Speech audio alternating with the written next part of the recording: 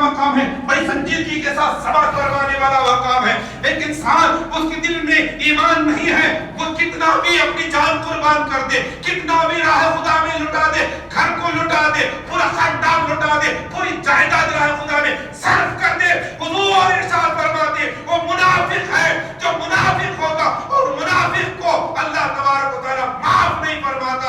اللہ قرآن میں ارشاد فرماتا ہے ان المنافقین فی الدرک الاسفل من النار. منافق کو جہنم میں جو سزا دی جائے گی وہ کافروں سے بھی زیادہ سخت دی جائے گی. اسی لیے آپ اپنے ایمان کو مضبوط بنا کے رکھو، ایک طرف بن کے رہو، ایمان والے بن کے رہو، اہل بیت سے محبت کرنے والے بن کے رہو، حسنین کریمین پر جان لٹانے والے بن کے رہو. ان سے غداری کرو گے، بے وفائی کرو گے، نبی اور رسول کی شان میں غداری کرو گے، منافق کے رہو گے، اور منافق کے لیے جنت میں کوئی جگہ نہیں ہے. اپنی جان میں قربان کرتے ہو، حضور ارشاد فرماتے ہو جہنم میں جائے گا. تو پتہ کیا چلا؟ ہمارے اعمال کا دار و مدار کس پر ہے؟ محبت رسول پر ہے، عاشق عشق رسول میں ہے، محبت اہل بیت میں ہے. اسی لیے کسی شاعر نے کیا خوب کہا ہے، زندگی کے ہے دو جہاں. بڑی پوری توجہ کے ساتھ سوال فرمائیں. زندگی کے ہے دو جہاں، ایک یہ جہاں ایک وہ جہاں. زندگی کے ہے دو جہاں، ایک یہ جہاں ایک وہ جہاں. چلتی رہے زندگی کے ہے دو جہاں، ایک یہ جہاں ایک وہ جہاں. ان دو جہاں کے بیچ میں، ان دو جہاں کے بیچ میں فاصلہ ہے بس ایک سانس کا. ان دو جہاں کے بیچ میں فاصلہ ہے بس ایک سانس کا. چلتی رہے تو یہ جہاں، رک جائے تو وہ جہاں. چلتی رہے تو یہ جہاں، رک جائے تو وہ جہاں. آگے عاشق فرماتے ہیں زندگی کے اس معنی میں، زندگی کے اس معنی میں رنگ بھر دو عشق رسول کا. زندگی کے اس معنی میں رنگ بھر دو محبت اہل بیت کا. پھر یہ جہاں کی وہ جہاں، دونوں جہاں ہوں گے محبوب مصطفیٰ. پھر یہ جہاں کی وہ جہاں، دو جہاں ہوں گے محبوب مصطفیٰ. آپ جہاں بھی ہوں گے آپ کے ساتھ نبی ہوں گے، آپ کے ساتھ محبت اہل بیت ہوں گے. وہاں بھی نبی کی شفاعت ملے گی، یہاں بھی نبی کی شفاعت ملے گی. حضرات محترم، تو نبی کی محبت، نبی کی آل کی محبت بہت ضروری ہے. حضرات محترم، اب آپ کو بتا دوں، اللہ اکبر، شہید ہونا آسان بھی ہے اور شہید ہونا مشکل بھی ہے. شہید اس لیے کہ جان کو قربان کرنا کوئی معمولی بات نہیں ہے، لیکن شہید بہت جلدی مقام شہادت کا حاصل کر لیتا ہے. ایک منٹ میں شہید کا مقام مل جاتا ہے، لیکن اس شہید کی وہ اس ایک منٹ میں، ایک لمحے میں شہادت کا مرتبہ حاصل کرنے کے لیے بڑی اسے جد و جہاد کرنی ہو تو جگرا دل ہونا چاہیے، بہادر ہونا ضروری ہے. بزدل کبھی شہید نہیں ہو سکتا، اور بہادر شخص ہی شہید کا مقام حاصل کرتا ہے.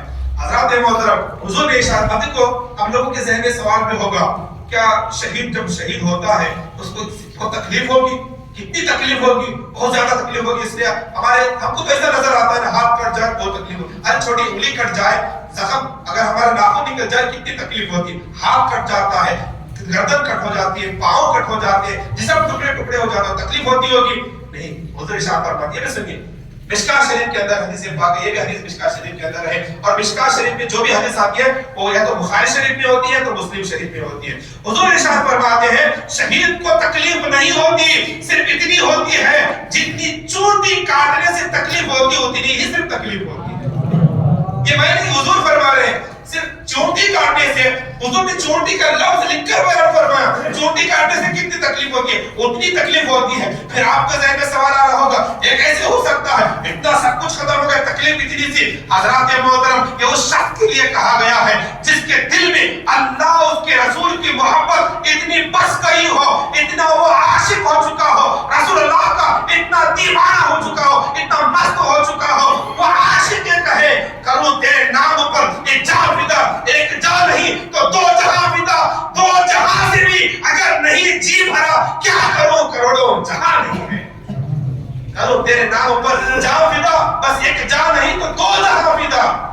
وہ عشق ہونا چاہیے، یعنی اس کے اندر جب یہ عشق آ جائے نا کہ اللہ یہ ایک جان کیا ہے، اگر کروڑوں بھی جان ہو تیرے نام پر سب کو قربان کر دو. ایسا عاشق جب جنگ میں جاتا ہے اور اپنی جان کا نظرانہ دیتا ہے اسے کوئی تکلیف نہیں ہوتی. آپ لوگوں نے دیکھا ہوگا مریض جب بیمار ہو جاتا ہے، آپریشن کرنا ہوتا ہے تو ڈاکٹر اسے ایک دوائی دیتے ہیں، انجیکشن ڈالتے ہیں. انجیکشن ڈالنے کے بعد اس کے جسم کو کاٹا جا رہا ہوتا ہے، اس کے جسم کو پھاڑا جا رہا ہوتا ہے، اس کو کچھ بھی احساس نہیں ہوتا. کیوں؟ کیونکہ اب اس کے جسم پر ایک ایسی دوا کا نشہ آ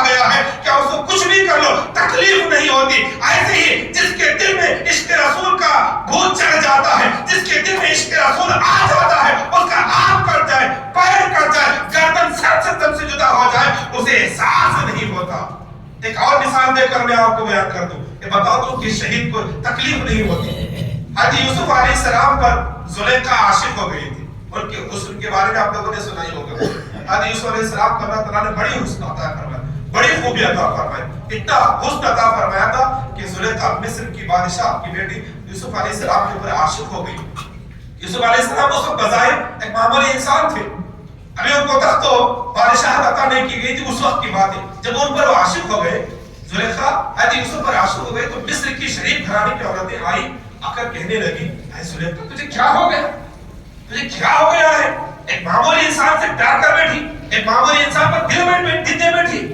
اس نے کہا, زلیخا نے جب عورتوں نے اس پر تانا دینا شروع کر دیا, اے عورتوں, اے مصر کی شریف گھرانے کی عورتوں, میں بھی بہت بڑے گھرانے کی عورت ہوں, لیکن میں جس سے عشق کرتی ہوں نا, میں نے جس پر دل دے بیٹا ہے نا, وہ کوئی معمولی بندہ نہیں ہے. اس کے حسن و جمال کو تم بھی دیکھو گی, تم بھی یہی کہہ بیٹھو گی, ہاں ہاں یہ کوئی سچا حسن والا ہے, ایک کوئی اللہ تبارک و تعالیٰ کی جانب سے, اللہ کی جانب سے آیا ہوا ہے فرشتہ ہے, اللہ نے اسے اتنا حسن عطا فرمایا. ایسی بات ہے ہم بھی دیکھنا چاہتے ہیں. مصر کی عورتوں نے کہا ہم بھی ان کو دیکھنا چاہتے ہیں. یوسف علیہ السلام کو دیکھنے کی خواہش ظاہر کی. یہ پورا سورہ یوسف کے اندر موجود ہے, سورہ یوسف پڑھ لیجئے 12 پارے کے اندر موجود ہے. اللہ اکبر. حضرت زلیخا نے مصر کی تمام شریف گھرانے کی عورتوں کو بلوایا, سب کو بٹھایا, دسترخوان کو سجا, میوے لگوا دیے, اور بتایا جاتا ہے ان کے ہاتھ میں چھری اور لیمو دیا گیا.